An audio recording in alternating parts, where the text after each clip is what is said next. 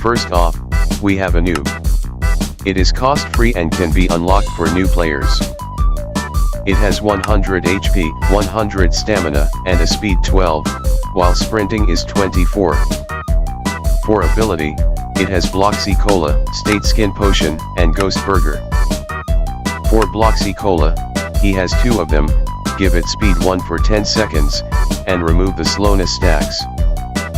After drinking, he loses the speed of 10% and it has a 12-second cooldown to drink 1 more. State Skin Potion has 2 of them and gives it Slate Skin 1 for 6 seconds, giving them 80 overheal and slowing them down by 45%. If Slate Skin wears off, it gains speed 1 for 2 seconds. After drinking, he loses the speed of 40% and has 45 seconds of cooldown to drink 1 more. Lastly, Ghost Burger. It gives the undetectable 2 for 10 seconds and invisibility 3 for 8 seconds, making their aura unreadable and making them 75% transparent. Which is not 100% transparent and you can still see him for a bit. After eating it, he loses the speed of 40% and it has 45 seconds of cooldown to eat again. Overall, I give it 7.1 out of 10, which is pretty decent for a new player if you know how to use it. The next one is 2-time. It is cost 400 player points. It has 80 HP and is the same as every survivor character for stamina and speed. For ability, it has none but a passive one called Undying Devotion. He has a second life and gives a chance to revive only 40 HP after getting killed. Upon activating, it gains speed 2 for 6 seconds, invincibility for 1.5 seconds, weakness 5 for 12 seconds, and all status affects are removed. It also happens when 2-time last standing, it is forced into its second life and has its max health set to 110, as well as healing 50 health. It does not suffer weakness 5 if this is activated. Overall, I give it 6 out of 10, not useful as a survivor. Next is 007 and 7. It is cost 500 player points. It has 100 HP and is the same as every survivor character for stamina and speed. For ability, it has Clone, Colgui, and Inject, and also the passive called Dex. For Clone, it creates a clone of himself for 10 seconds before dying and gives invisibility 4, and undetectable 1 for 4 seconds. If 007 and 7 touches their clone after 2 seconds of being created, it will immediately die. After it is used, it has 25 seconds of cooldown to activate again. For Colgui, it can teleport away to the furthest survivor spawn location from him. Being hit during this ability cancels it immediately. It also has 60 seconds of cooldown to activate again. Last, for Inject, it can control your clones such as Aimless Wandering, Pathfinding, and Cursor. It also has a cooldown of 0.75 seconds. I think this character is useful and I'd give it 8.5 out of 10. Next is Elliot. It is cost 350 player points. It has 80 HP and have an ability, which is Pizza Throw and Rush Hour. It also has a passive, which is Order Up, and Deliverer's Resolve. Alright, let's take a look at the ability. For Pizza Throw, it will give 35 HP to heal other survivors and can be highlighted for 5 seconds. The pizza cannot heal by itself and it will disappear after 25 seconds. It has a cooldown of 30 seconds. The Rush Hour gives you speed 3 for 3 seconds if you get a charge. Now for passive. For Order Up, it gains a 5% increase in how much he heals. This percentage stacks, but caps at 25%. I don't think it is true because I didn't see him heal. Deliverer's Resolve can be highlighted that the survivors were damaged only for 4 seconds. Since it's support, I give it 8 out of 10. It was pretty good support for the survivors. The next one is Build Ermin. It is cost 500 player points. It has 90 HP and has an ability, which are Sentry and Dispenser Construction. He will build those construction for 6 seconds and it's only one to build and can't be stacked. For Sentry, it has 32 health, can deal damage to killer, and give slowness 2 for 2 seconds. Sentries have a target range of 32.5 studs, which decreases by 14% for every additional sentry currently active.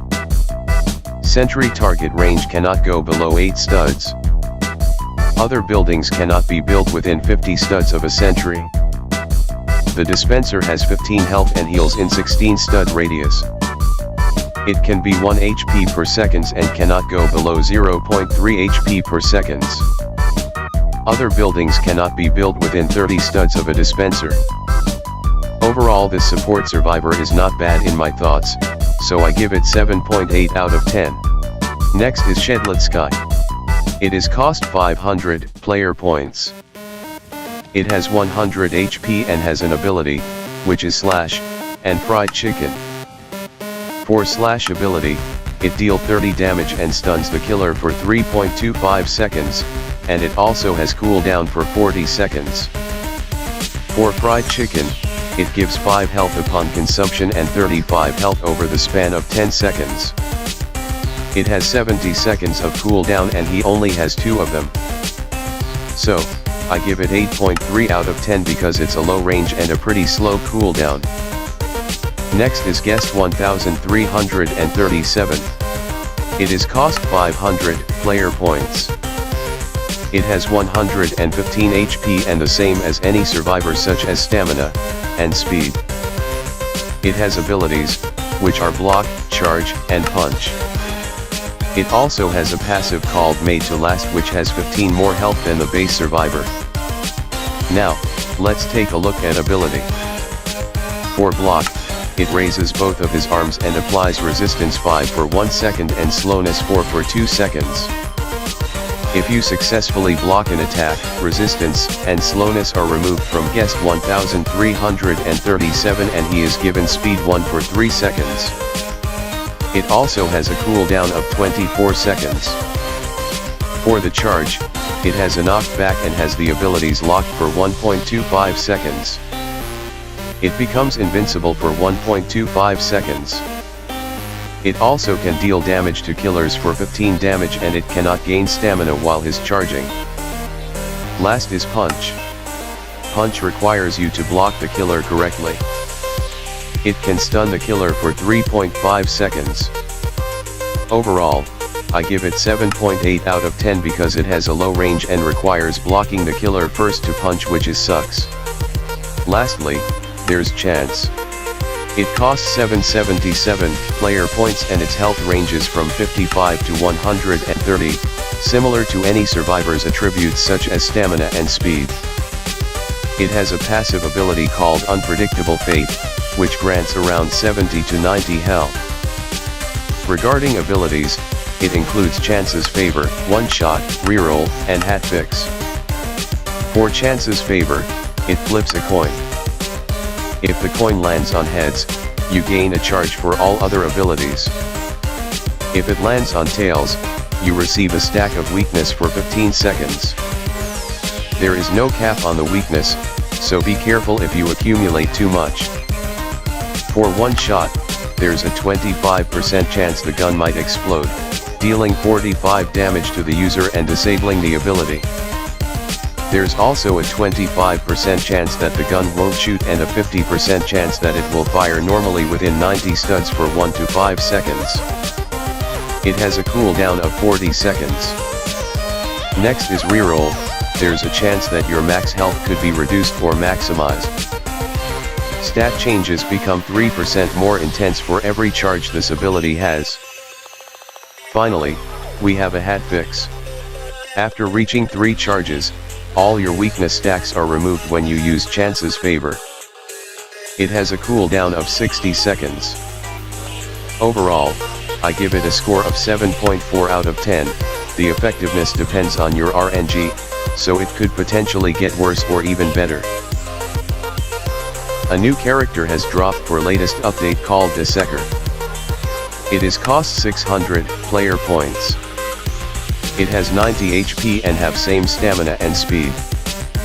It has an ability such as spawn protection and plasma beam. For spawn protection, it gives resistance 4 and slowness 1 for 8 seconds. For every other Desecker casting a shield, this resistance is reduced by 1 level. You must keep your cursor on the ally, otherwise it will break.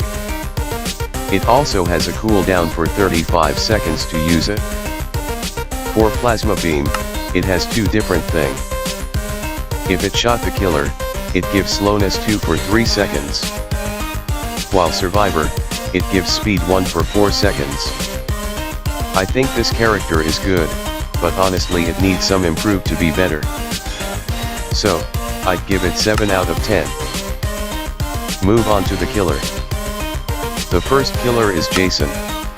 It is cost free and can be unlocked for new players. It has 1250 HP, 9 speed, and a sprinting speed of 28, along with a stamina of 110. Its abilities include Slash, Behead, Gashing Wound, and Raging Face. For the Slash, it deals 20 damage to a survivor and inflicts bleeding 1 for 5 seconds. It has a cooldown of 1.9 seconds. When it uses Enraged, it deals 25 damage and reduces the cooldown to 0.8 seconds. For Behead, it deals 20 damage to a survivor and inflicts Helpless 1. It has an 18.5 seconds cooldown. While it uses Enraged, it deals 35 damage and lowers the cooldown to 12 seconds. It also applies slowness 1 after the ability is used. With Gashing Wound, each slash deals 1 to 5 times the attack's total damage, translating to either 50 or 70 damage. It has a 40-second cooldown, which Enraged decreases to 32 seconds. Lastly, Raging Face allows Jason to become enraged and reveal the aura of nearby survivors. This aura lasts only for 2 seconds, reducing their walk speed to 19.5 for 14, and disabling their ability to sprint. It cannot be stunned while enraged, and it has a stamina cap of 70. There's also a cooldown of 38 seconds after using this ability.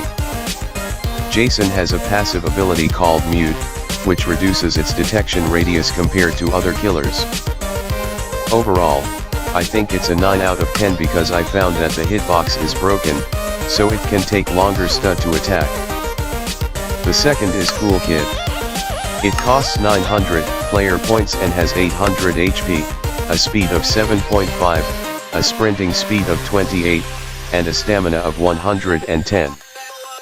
It has abilities such as Punch, Corrupt Nature, Walk Speed Override, and Pizza Delivery. For the Punch, it deals 27.5 damage and has a cooldown of 2 seconds. For Corrupt Nature, it deals 15 damage and applies slowness 1 for 4 seconds to survivors. It also has an aura that lasts for 10 seconds and can go through walls. This ability has a cooldown of 12 seconds. The Walk Speed Override can deal 40 damage and inflict burning 2 for 10 seconds. It is also highlighted while burning. This move stops prematurely after hitting a wall, striking a survivor, or after 2 seconds of dashing. It has a cooldown of 20 seconds.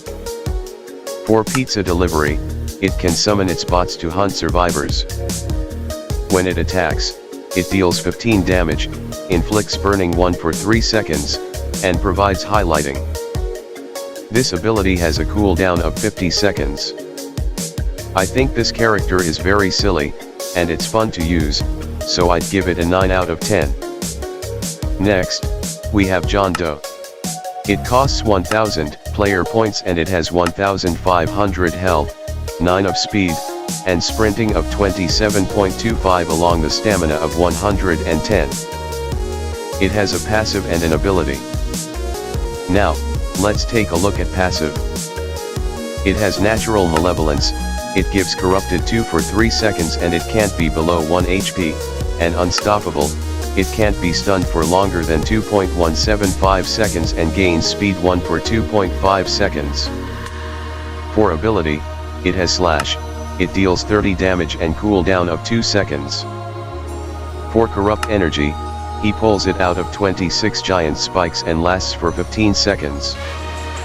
It can pierce through any survivor and can deal 12 damage per spike.